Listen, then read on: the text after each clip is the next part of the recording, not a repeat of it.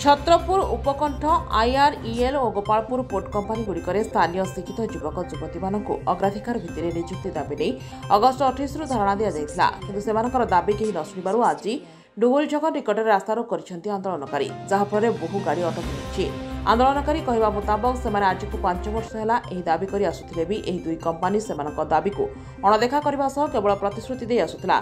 शेषे बाध्य होई 7 दिन शांति श्रृंखला बसी धारणा बसी रही सुधा केही शुणिले नहीं। शेषे रास्तारोक करागला। आगामी दिन में आंदोलन को बड़ धरण घटनास्थल पुलिस मुतयन रही। कांग्रेस नेता भागीरथी बेहरा नेतृत्व में अंचल किसी महिला और युवक मैंने आंदोलन को ओह्लाई।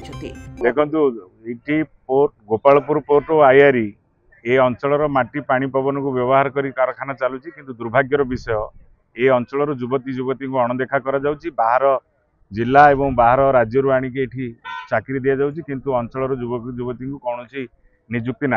आम 2019 रु दाबी करूँ स्थानीय युवक युवती को निजुक्ति दि जाऊ से आमको प्रतिश्रुति देते प्रतारणा कले मानिले ना जहाँफल आम तल दिने एक चिठी करूँ शांतिपूर्ण धारणा देवाई चेतावनी देलु एवं शांतिपूर्ण भाव विगत 7 दिन है आम धारणा बसिलु। जिला प्रशासन पोर्ट कर्तृपक्ष हूँ कि आईआरई कर्तृपक्ष हूँ आम पाक आसिले ना आलोचना कले जहाँफल आम बाध्य होई आज राजरास्ता को ओह्लैलु रास्ता अवरोध करूँ।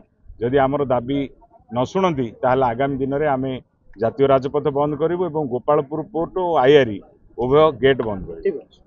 आम 7 दिन है धारणा बसीलु किंतु आज सकाल 8टारू एवं 11टा पर्यंत है आईआरई कर्तृपक्ष हो कि पोर्ट कर्तृपक्ष हो कि आज पर्यंत कौन सी लोक आम पाक आसीना जहाँफल आम स्थानीय लोक मानक निजुक्ति देवे बोली पाखापाखि कहते किंतु आज पर्यंत आज की 5 वर्ष है कौन सी लोक को निजुक्ति दि जाए तेणु आम समूह स्ट्राइक बाध्य हो स्ट्राइक करने को बाध्य हेलु।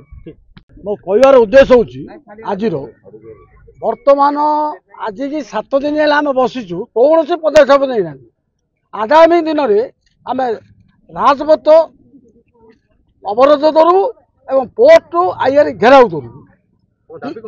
मोर आमर दाबी हूँ जे आमर आंचलिक लोक मैंने केमती निजुक्ति पाइबार आम लेखिकी देचु बारंबार लेखि 2019 लेखिकी देचु कौन से पदक्षेप नहीं ना किंतु आमर ट्रेड।